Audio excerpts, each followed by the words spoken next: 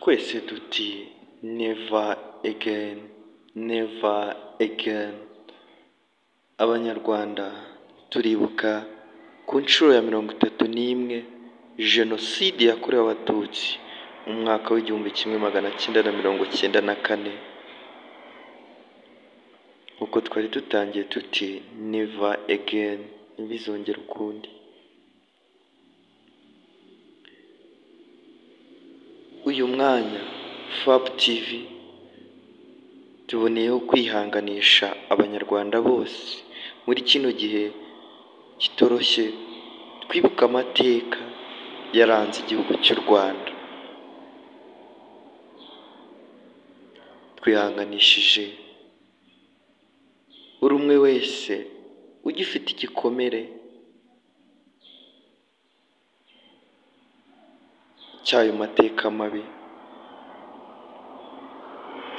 kandi tuboneraho kubwira isi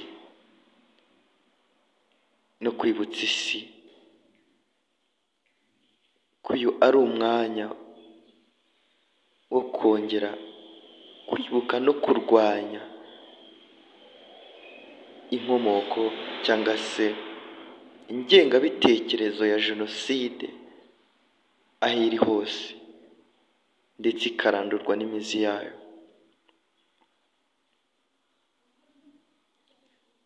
Uyu ni umwanya wo kwibuka no kwereka isi agaciro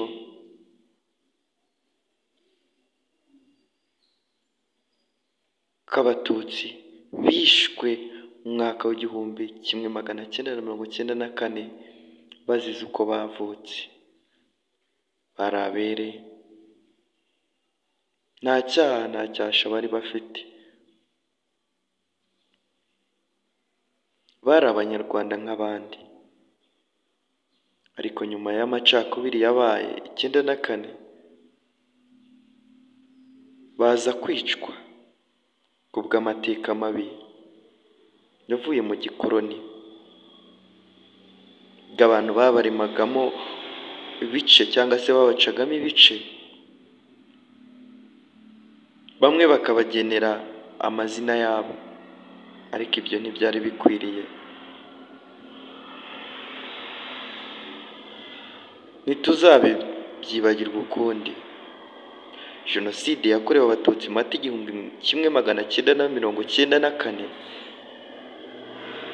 ni isomo ryo kwamagana buri umwe wese wapfobya ayo mateka cyangwa se wayagoreka akayavuga mu buryo budakwiye. Reka twibuke kandi twibuke twiyubaka. Jenoside yakorewe Abatutsi mu mwaka 1994 ntizongere ukundi, ntizongere ukundi. Twese tuti never again.